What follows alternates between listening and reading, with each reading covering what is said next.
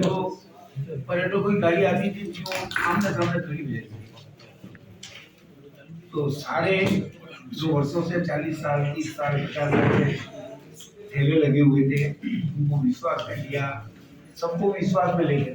खाली प्रशासन के डंडे के बल पे नहीं, और सभी ने राजी बाजी, सभी ने खुश होकर वो जो हमारा रोड है अपने पटेल सर्कल की तरफ जो रोड है वहाँ सबको सील कर दी। साथ साथ 3 हाईवे जैसे रोडों को लिंक हुआ। पहले अहमदाबाद वहीं से सीधा रोड पे 19 वाले रोड से जाएगा। आगे कविता जो प्रस्तावित है अपना नया 4 लेन का भाग रिंग रोड, उससे भी वो लिंक होगी और झाड़ू वाले से ये रोड लिंक हो जाएगी। तो शहर के अंदर इस रोड से पूरा तो अपना शहर के अंदर जो बनने वाला 4 लेन है रिंग रोड, उससे ये रोड लिंक हो जाएगा और उसकी प्रक्रिया चालू कर दी है। अब तीसरा दुर्गानगर से चौड़ा है, जैसे बड़ा था, लेकिन सरकार थी कि संभव हुआ है। मतलब लगभग 4000 मीटर जगह तुमने 4000 फीट जगह टीएडी से किया, तीसरी दुर्गानगर से इधर वाला किया, और एक अच्छा चौराहा जो शहर के अंदर सब चौराहे के बराबर का चौराहा आगामी महीने 2 महीने 3 महीने में कंप्लीट हो जाएगा। अतः पूरा चौराहे के अंदर भी आपने देखा होगा कि 2 साइड हट गया। तीसरा जो लोगों को विश्वास में लेकर सरकार ने यूडीए ने प्रयास किए हैं कि उस रास्ते को भी मतलब बिल्कुल शहर के इन सब चौराहे जैसा नया दुकानें थी, वर्षों से लंबित मामला था, कोर्ट से उसको क्लियर करवाया और अब वो विस्तारीकरण की ओर बढ़ रहा है। और शेष है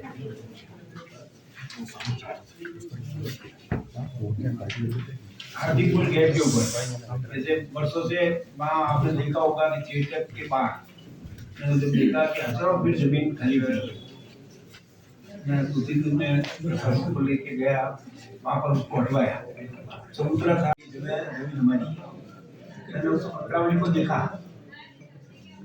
वकील से बात की, तो आप जानते हो कि ये काला कानून, मैं तो काला कानून नहीं खेलता, क्या हमको तय करना कि इनकी जमीन ही है। वक्फ बोर्ड के अंदर मतलब यूडीए या नगर निगम को ये मतलब साबित करना है कि ये आपकी नहीं है, जबकि उस कागज में ये लिखा हुआ है कि चेटक सर्कल पर पलटन मस्जिद के पास क्या बोलते हैं चौक खाली, हाँ। तो अब इसके अंदर इस प्रोसेस को हमने चालू किया है और कोशिश पूरी 100% को हट के आदमी जिस लेवल पे लड़ना पड़ा लड़के, मतलब मैं कहते एलिमिनेटेड के लिए जिस तरह से प्रयास किए उतने ही प्रयास करके 2 तरह को फिर बेचिए ना, आप भी इसमें से आप कोई सबूत जुटा सको तो मुझे जुटाना, तो ये भी शहर के लिए आपकी एक मदद होगी। वो प्रयास करेंगे और उस चौराहे को भी बिल्कुल वैसा ही आगे कई कट ऐसा करके उसका पूरा विस्तार करेंगे। शक्ति नगर के पीछे वाला रोड है, वो आप देख लो, काफी लंबे समय से विश्वास में लेकर सब दे दिया, उनको जमीनें भी दे दी बदले में महापौर जी ने।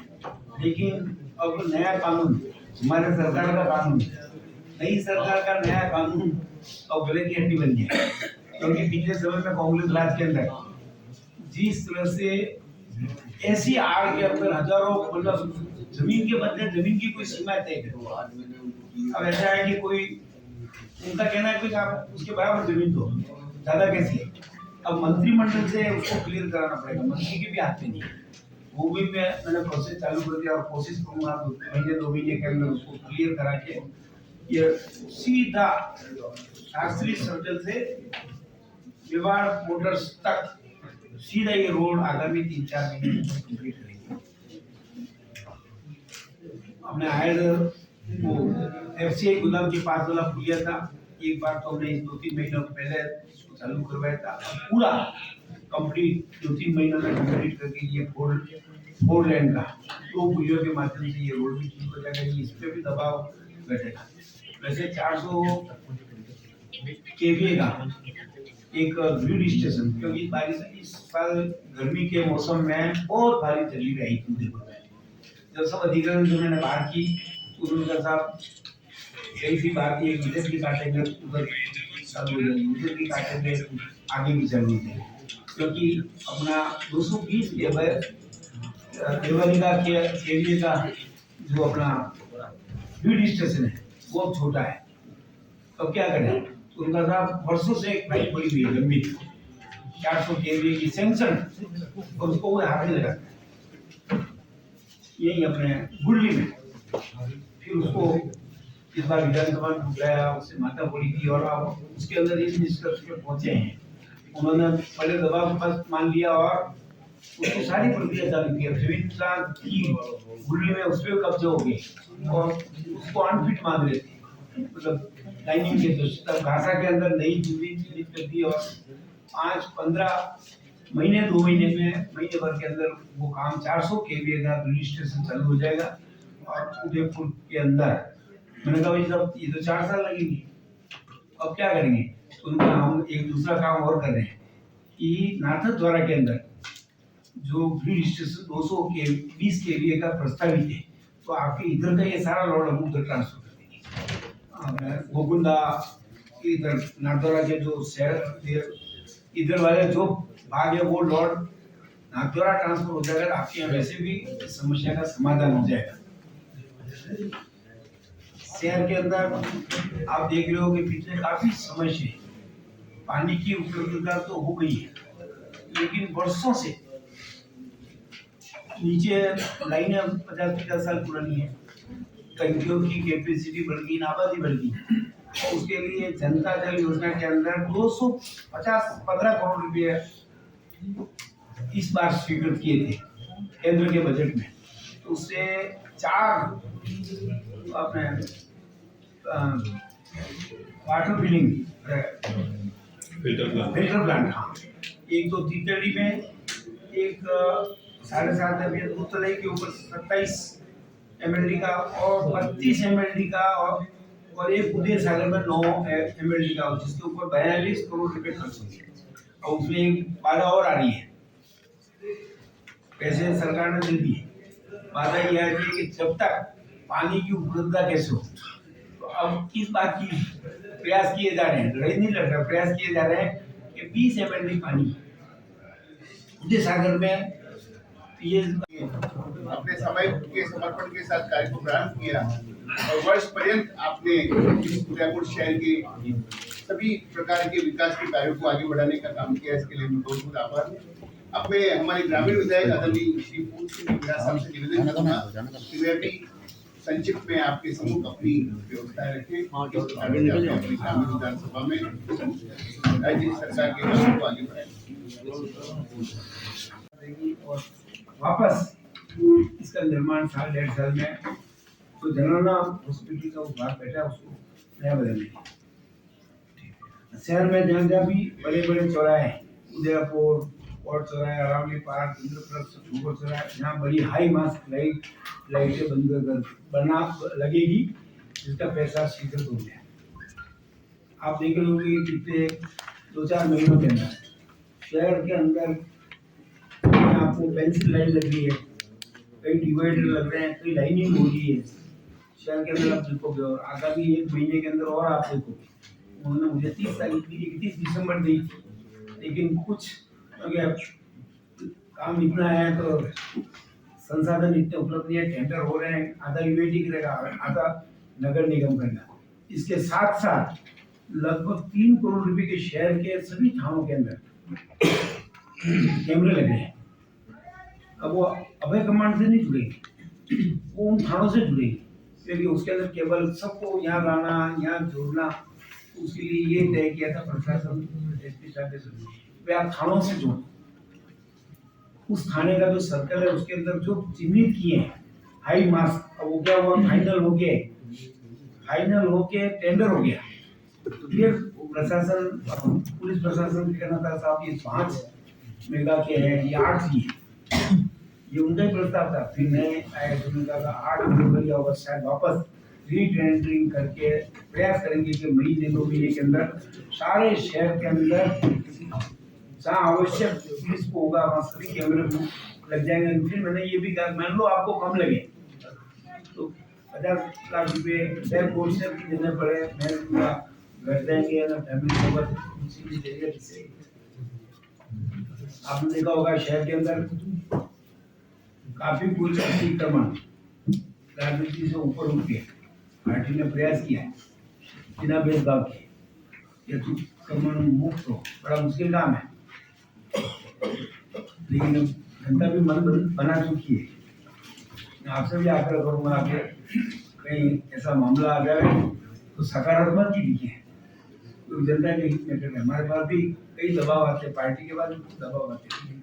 हम चाहते हैं शहर अतिक्रमण मुक्त हो। ऐसे शहर के अंदर 37 विद्यालय हैं, उसके अंदर शिक्षा से जुड़े हुए राजनीति के कार्यकर्ता वरिष्ठ हैं, उनको हमने हर विद्यालय के अंदर लोगों को उनको राजनीति करने में उस विद्यालय का कैसे परिणाम ठीक हो, विद्यालय के अंदर सुविधाओं का अभाव है, तो वो वहाँ की दानदाताओं से, भामाओं से के माध्यम से या मेरे माध्यम से उस विद्यालय का विकास करने के लिए ये तो हो गया इस वर्ष का। मैं आपसे आपको बात कही। अब आगामी समय में ये जितने काम बोल रहा हूँ मैं प्रयास कर रहा हूँ, लेकिन आप ये जरूर ध्यान में रखना कि सरकार जितने काम प्रस्तावित करती है उसमें 60%, 70%, 75%, 80%, और मैं ये जरूर आपको कह देता हूँ जितने बोलूंगा उसमें से 75% काम करूंगा। प्रयास तो 100 का है। पहला काम समोर बाग से दूध तलाई जलद वाला मार्ग, उसमें हमने ट्राइडेंट वालों से बात की। बीच में एक और प्रॉब्लम है कि नीचे फतेह सागर का लेवल आ रहा पानी या नहीं पीछे लगा, तो वो इनका विभाग होता है ना, ऊपर एक और है भराव क्षमता का, जैसे कोई 500 200-300 मीटर भराव क्षेत्र का आ रहा है, तो उससे एनओसी लेना, तो वो उसको करेंगे। जी संरक्षण वो नीचे नहीं है, मैंने कहा भाई नीचे बड़ा पुलिया बना देंगे, पाइप डाल देंगे, और अभी तक पहले से रुका हुआ है। मैंने कहा वो अंदर एक वही अपने मिलने वालों की रोड अंदर तालाब में बनी हुई है, उनका वो खाते ही नहीं। मैं बताओ इसका उत्तर। ऐसे ही आपने देखा होगा कि नेहरू हॉस्पिटल के बाहर, नेहरू हॉस्पिटल के पास वर्षों से वो लंबी था, ओवरब्रिज के साइड में सबको रॉन्ग साइड जाना पड़ा। मैंने बीसी से बात की, बीसी को मौके पे लाया और उस रोड को काम चालू करवा दिया। कैसे उनका दिमाग चल रहा है, क्या हुआ ये मैं नहीं जानता। फिर दो गवर्नर ने उनको कह दिया भाई जमीन का काम है करो, हाँ तो करते नहीं। पहले वाले गवर्नर साहब ने उनको कह दिया, गवर्नर साहब ने कह दिया, अब मैंने हफ्ते भर में रिपोर्ट टांग रहा था किसी झंडे को लेकर। अब मैंने उनको कह दिया भाई आप तुरंत इसका इन्विटेशन वहाँ से देंगे 40-50 लाख रुपये है, और जमीन उनके नाम से नहीं है। सबसे बड़ी बात आपको कर जाओ, 200 मीटर में 108 यूएटी के खाते में ही है, 92 मीटर है। मैंने कहा भाई मुआवजा दे दो, जो होगा यूएटी देगी। कुमारा भट्टा से सेवा संघ भी रेलवे लाइन के पास। अब आपने देखा होगा कि इस एमबी कॉलेज के से लेकर ये रोड है, बहुत व्यस्तम रोड हो गया, सूरजपुर से ठोकर सराय। अब वहाँ पर एक वैकल्पिक मार्ग का मार्किंग करवाने मैंने अधिकारी को कहा है, फिर ये कुमारों के भट्टे के रेलवे लाइन के पास, उसमें शायद 1-1.5 किलोमीटर सड़क बनी हुई है, और 400-500 मीटर और बनने से वो डायरेक्ट सेवाश्रम और ब्रिज के नीचे चला जाएगा, और नेहरू हॉस्पिटल से जो रोड चल रहा है उससे घुस जाएगा। तो डीएम मंडी आने वालों को अब उस चौराहे से इस ओवरब्रिज रेलवे पुलिया से गुजरना नहीं पड़ेगा। तो 30 वर्ष की योजना में है, उसको क्रियान्वित हेतु प्रयास शुरू कर दिए हैं, और प्रयास होगा वो अगले साल इस दिन तक आपको क्रियान्विति के अंदर ले आऊँगा। एक तो आपने कुछ सोचा नहीं होगा, एक नया मार्ग हमने शहर के अंदर, जैसा ये एलिवेटेड है ना अपना, कौन सा स्टेशन से लेकर वो वैसा एक और ढूंढा है। अब रोड होगा कि एलिवेटेड होगा, प्रश्न पूरा बस्ती बस्ती आलू फैक्ट्री और रेलवे ट्रेन के पास होते हुए पूरा गांव के वहां तक इस कॉलेज से उसको दोनों सोच चल रहे हैं कि रेलवे अगर जमीन देगा तो ले लेंगे, नहीं तो उनसे ये प्रयास करेंगे कि आप हमको केवल पिल्लर की जरूरत है, क्योंकि 18 फीट ही बीच में न पाया। ये सीधे आप रेलवे स्टेशन से केवल ये पंछी पानवाले के आसपास उतरेगा और वहां से थोड़ा आगे जाते ही 200-300 मीटर से ट्रेड पूरा ये सारा सर्कल फतेहपुरा सुगड़िया सर्कल इनसे मुक्त हो जाएगा। ये इसके भी प्रयास चालू किए क्योंकि सब टेढ़े दाम है, इसलिए मैंने 75% लिया। चौथा एक बहुत बड़ा काम है, कई जगह से मांग आ रही है, वो मैं इसलिए काफी टाइम से लगा हुआ। ऐसा शहर के अंदर डेलीगेट अपना ये समोबाग, हाथीपुर और तो चांदपुर के दरवाजे के बीच के अंदर चारों शहर के अंदर मैं चाहता हूँ आपका भी सुझाव उसमें आ गए कि इसको फोर व्हील ड्राइव बंद कर दीजिए, पूरे ई रिक्शा के लिए प्रयास करेंगे थे। उसके लिए 50-60 लाख रुपए विधायक को पड़ा, 1 लाख रुपए उनसे लेंगे। अब वो क्या होगा, 2 लाख कीमत ज्यादा हुई, कुछ विधायक को से देंगे, कुछ लोन करवाएंगे, कुछ नगर निगम भी उसमें मदद करे ताकि, और खुद यदि भी कुछ मदद करेंगे तो उनको शहर के उधर तो मैं करूँगा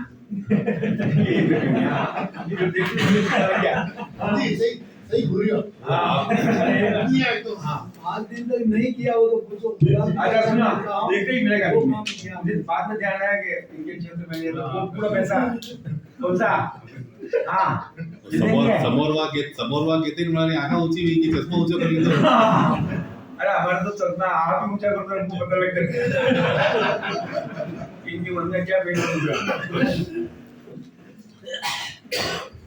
अच्छा, एक पिछले 2-3 महीने से प्रयास कर रहा हूँ, अभी मैं आंशिक बोलता हूँ।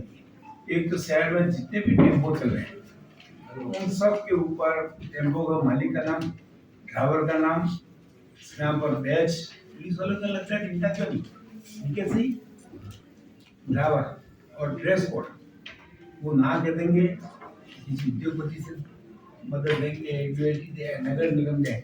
और मेरा प्रयास है, बहुत टेढ़ा काम है, पहले कई बार प्रयास किए, लेकिन अब जरूर प्रयास ये करेंगे फाइनल कि इनको इस स्थिति पर लाने कि मैं किसी टेम्पो बैठ रहा हूँ, कुछ वारदात हो जाए, उसमें सारी नंबर प्लेट, फोन नंबर सब लिखे हुए रहेंगे। ये प्रयास चालू है।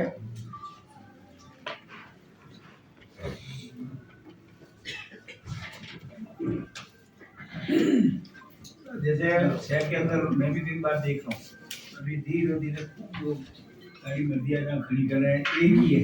और मैं जब भी उनको कहता हूँ तो साहब हमारे पास एक कैन है, अब एक गाड़ी को उठाकर वहाँ ले जाने में ऐसे लगते हैं, एक व्हीकल ही जुट पाता है, दिन भर में 7-8 व्हीकल से ज्यादा नहीं उठते। तो अब उसके लिए 2 ट्रेनें उठाने वाली, भाई लाइन के पार होगा तो ठीक है, लेकिन लाइन के अंदर अगर आया तो उसके लिए 2 यूडीए देवे, कलेक्टर साहब देवे, विधायक मत से मैं देके उनको उपलब्ध कराऊंगा। बात चल रही है, तो निश्चित रूप से मार्च के पहले क्योंकि लावारिस वाहन सब तरफ कई बंदी इस चौराहे पे निकल गए कार लेंगे, सारी लाइन देर तक अवैध है। और उसके साथ साथ वहाँ पार्किंग के ऊपर नगर निगम ने काफी पैसा खर्च कर दिया, लेकिन कोर्ट में वो मामला अटका हुआ है। 90% उसको महीने 15 दिन के अंदर कोर्ट से उनकी समस्याओं का समाधान करके यहाँ पर हम सभी बड़े व्हीकल यहाँ खड़े करवा देंगे इस पार्किंग जोन में। वो दुकानदारों का व्यवसाय भी चलेगा, पर्यटक वहाँ तक जाएगा तो उनका भी रोजगार चलेगा। निश्चित रूप से 2-3 महीनों में मेरी बात चल रही है और वो पूरा करेगा। अब एक और बड़ा और टेढ़ा काम है, कितना सफल होऊंगा मैंने प्रयास किया था, हमारे महापौर जी थे, उनको मैंने एक बार कहा था ये शहर के अंदर मुखर्जी चौक का पार्किंग नगर निगम की बहुत बड़ी राशि व्यय हुई है और सब सड़क पर बैठते हैं और पूरा चौराहा बना हुआ है। हमारी पुलिस चौकी मैंने पिछली बार आपने देखा होगा तो पुलिस चौकियाँ बनी है। मुखर्जी चौक में 15 साल पहले मैं बनवा के गया, उसके बाद वो गायब हो गई। वापस 4 महीने पहले मैंने पुलिस बन गया।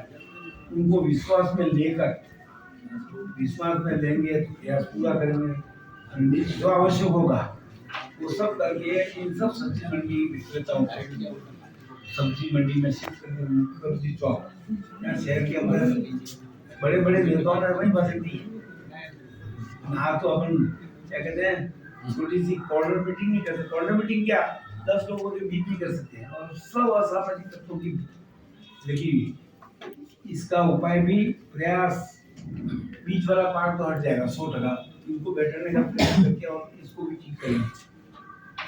अब ये केशव नागर है, केशव नगर वहाँ भी बहुत बड़ी प्रॉब्लम है। अक्सर हो मेरा अंदाज है, मुझे पूरा आइडिया नहीं, लेकिन 30-40 हज़ार की पब्लिक वहाँ रहती है और रोड जहाँ इंटरेस्ट करते हैं वहाँ 20 फीट मार्किंग हुई है। अब क्योंकि अब प्रशासन इतना एप्लीकेशन गलत को समझते हैं, उसमें से ये जरूर करूँगा कि जो पट्टा ले लिया उसके आगे पुरानी जमीन पे बैठे हैं उनको मुक्त करके कहीं छोटा मोटा होगा तो इस रोड को केशव नगर वैली को पूरी ठीक करें। कमरा आराम से मुद्दों का कार पास हो जाए ऐसा करेंगे। अब कैसे होगा ये तो आगे आगामी समय बता पाएंगे।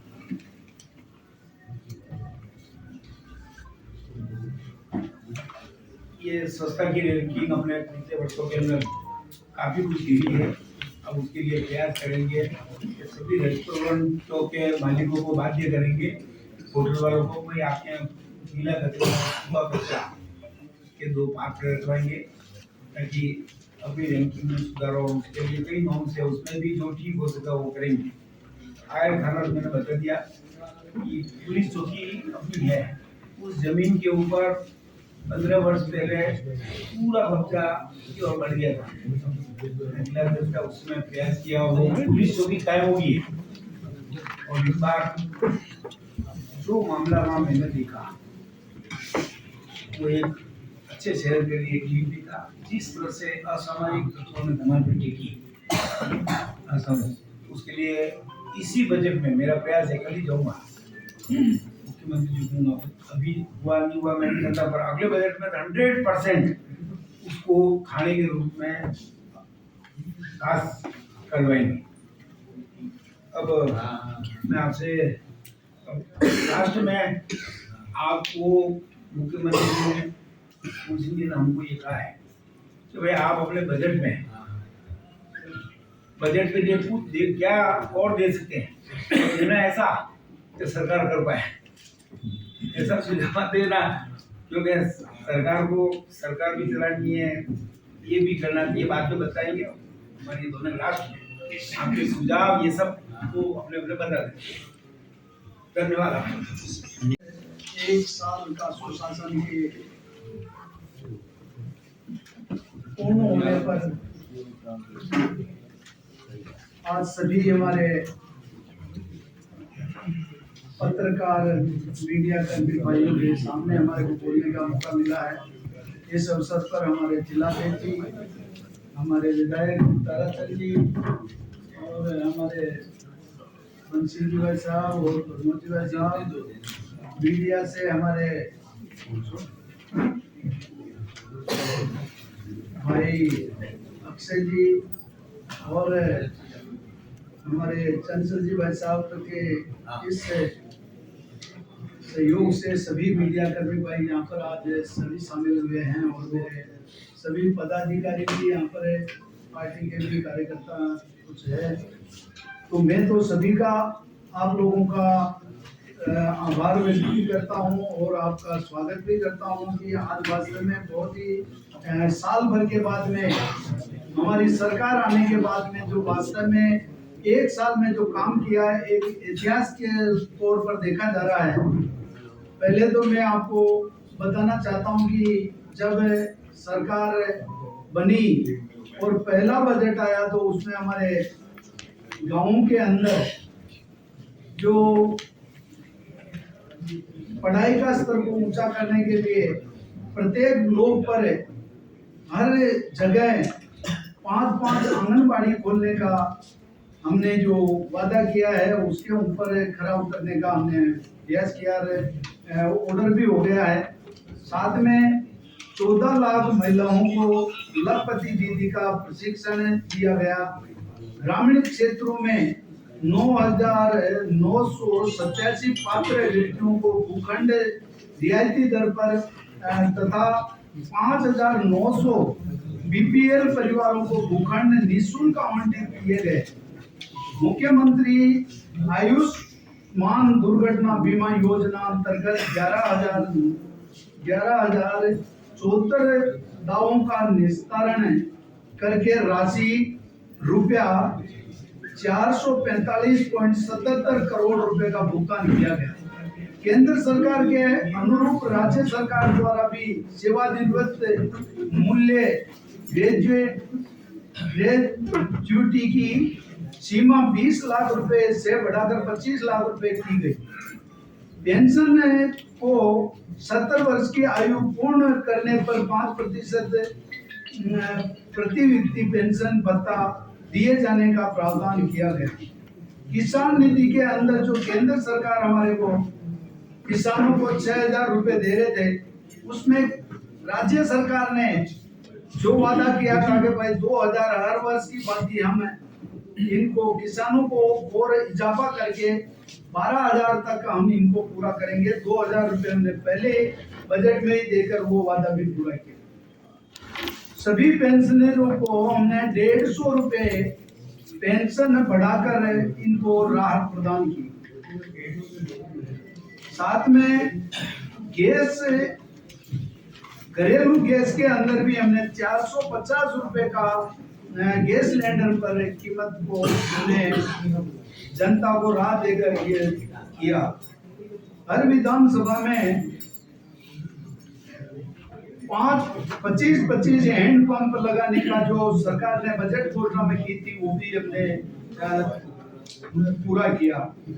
35 करोड़ रुपए डीएमएफटी फंड का जो वास्तव में बहुत दिनों से हम झगड़ रहे थे, धरने में भी बैठना पड़ा, मगर पूर्व सरकार ने हमारे डीएमएफटी फंड को रोक रखा था। आते ही पहले 35 करोड़ का डीएमएफटी फंड का भी हमने रोडों पर, पुलिया पर और जर्जर स्कूलों के अंदर बच्चे बरसात में बैठ नहीं सकते थे, उन पर 3 लाख रुपए हर स्कूल पर 100 स्कूलों पर हमने रिपेयरिंग करने का भी हमने काम किया।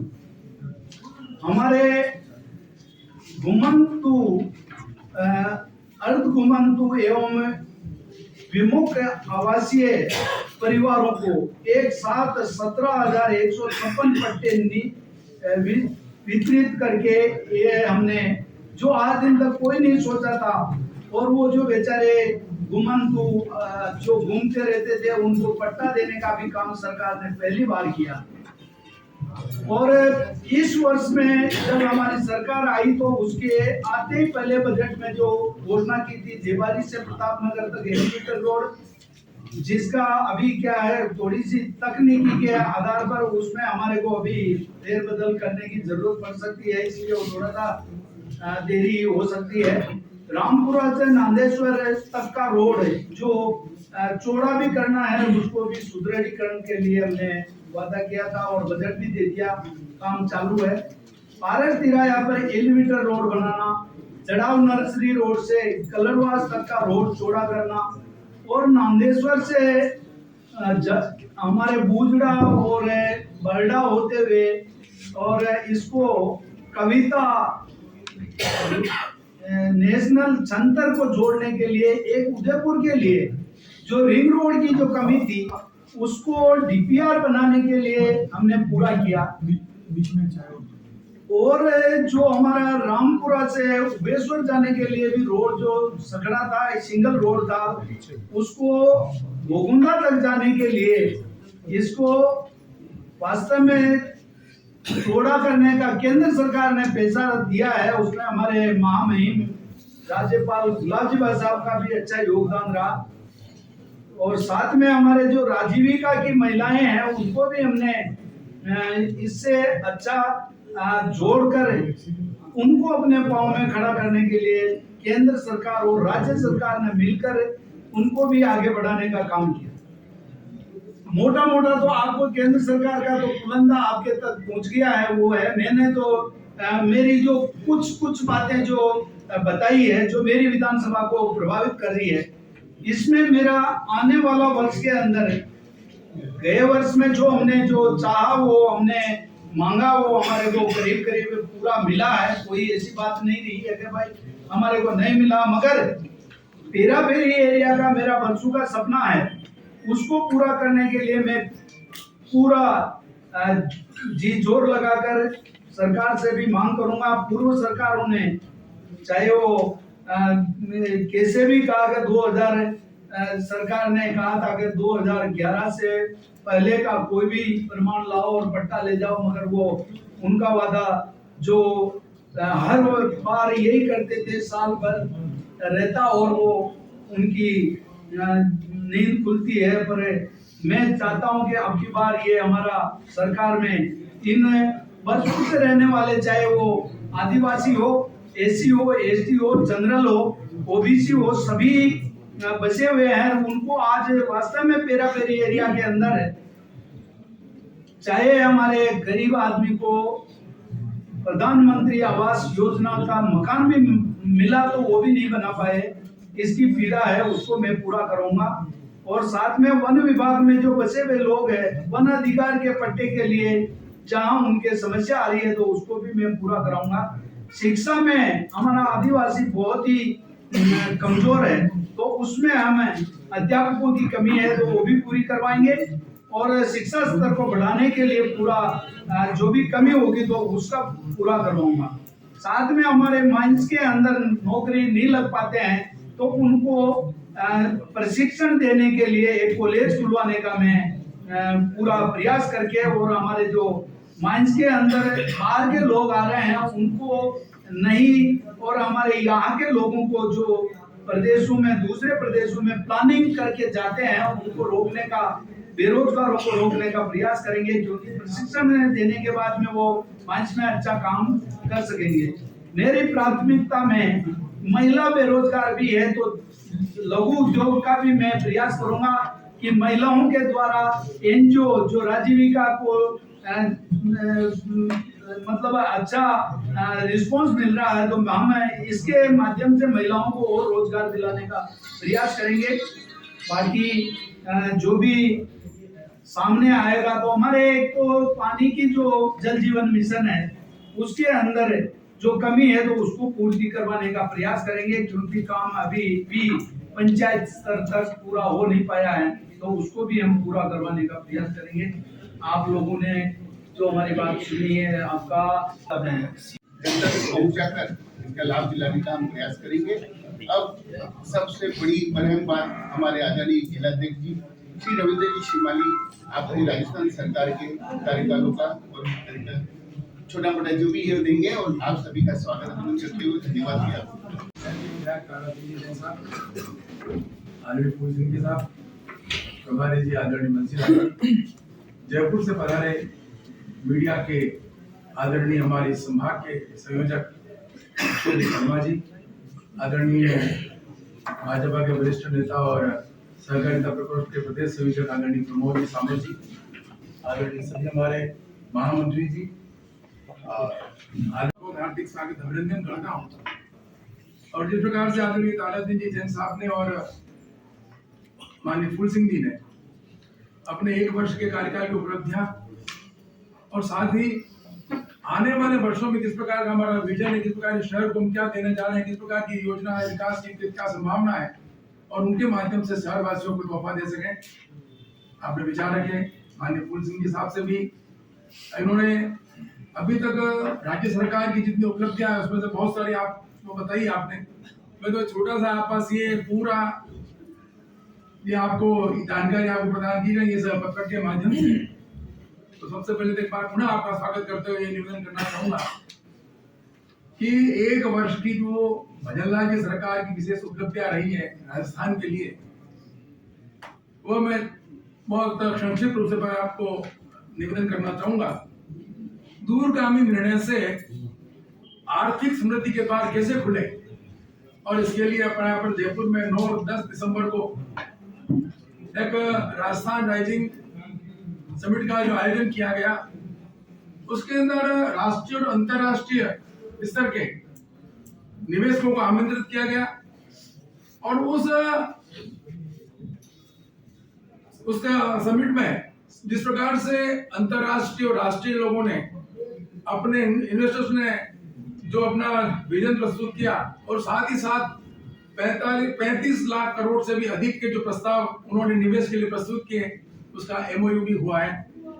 प्रदेश में पानी की कमी जो अपन महसूस कर रहे हैं, प्रदेश में पानी की कमी और जो कई वर्षों से राजनीतिक मुद्दा बना रहा, और राजस्थान के आज के अखबार में आपने भी देखा होगा, राजस्थान के पूर्वी जो हमारा भाग है, उस पूर्वी भाग के 21 जिलों में पानी की व्यवस्था किस प्रकार से ठीक हो, तो भारत सरकार और मध्य प्रदेश सरकार के साथ में मिलकर एक एमओयू हुआ, जिसके अंदर उन 21 जिलों में ठीक से पानी मिल सके और 2,51,000 स्क्वायर जो 2,51,000 जो क्षेत्र है, उस क्षेत्र के अंदर सिंचित क्षेत्र को किस प्रकार से हम ठीक से पानी की व्यवस्था कराकर वहां खेती भी कर सके। तो मैं सोचता हूँ कि जिस तरह से ईआरसीपी है तो ऐतिहासिक जो हमें हुआ है, इस योजना से पूर्वी राजस्थान को बहुत कुछ लाभ मिलेगा।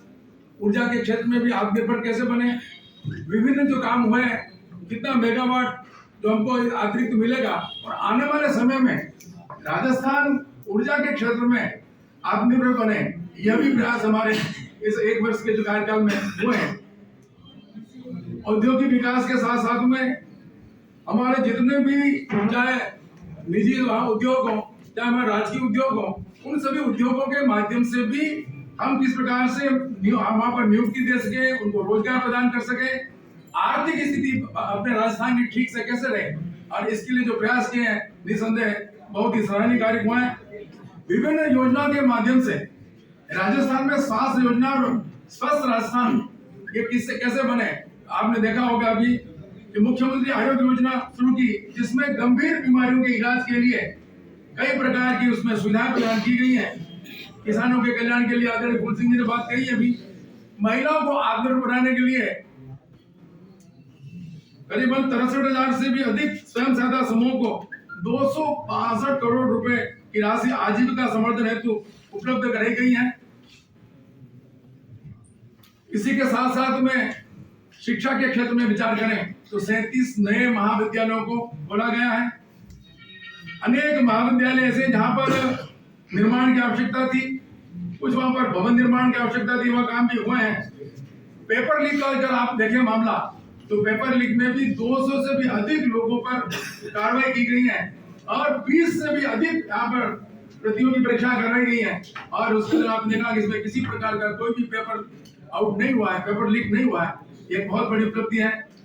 महिलाओं की सुरक्षा के लिए काम हुए हैं, घुमंतु आदिवासी समुदाय के लिए पट्टे वितरित किए हैं, और गार्गी पुरस्कार हेतु 27 करोड़ 62 लाख रुपए का, और बालिका प्रोत्साहन हेतु योजना में 38 करोड़ 5 लाख रुपए इसमें वितरित लाभान्वित किया जाएगा। तो कुल मिलाकर ये सरकार ये सभी मोर्चों पर, और क्योंकि जिस प्रकार से प्रधानमंत्री जी की सोच है, उन्होंने 4 स्तंभ बताए, युवा, महिला, किसान और गरीब, इन चारों वर्गों को किस प्रकार से ठीक से सभी प्रकार की सुविधा प्रदान कराकर विकसित भारत 2047 तक भारत विकसित कैसे बने, और इसी थीम को ध्यान में रखते हुए हमारे यशस्वी मुख्यमंत्री जी ने विकसित राजस्थान के लिए प्रयास किए। आपने देखा होगा कि जो वादे जो मैनिफेस्टो में जो बात की गई थी, उसमें कम से कम 55% जो कार्य उन्होंने जनता से जो वादे किए थे, उन 55% कामों को पूरा कर दिया गया है। और आगामी वर्षों में जिस प्रकार से एमओयू हुआ है, जिस प्रकार से विभिन्न क्षेत्रों में आप पर्यावरण की दृष्टि देखें तो करोड़ों पौधे लगाएंगे और करोड़ों पौधे पेड़ का स्वरूप धारण करें। कुल मिलाकर यह प्रयास किया कि समुचित विकास के माध्यम से हर वर्ग को इसका लाभ मिले। और चाहे हमारे आपने देखा होगा कि विश्वकर्मा समृद्धि योजना के माध्यम से जो 18 प्रकार के जो उद्योग हैं उनको भी ठीक से ऋण कैसे मिले और उनको कुशल प्रशिक्षण, उनके जो कारीगर है उनको शिक्षण मिले और उनके द्वारा बनाए गए उत्पादों को ठीक से बाजार मिले। ये सभी व्यवस्था भी की गई है।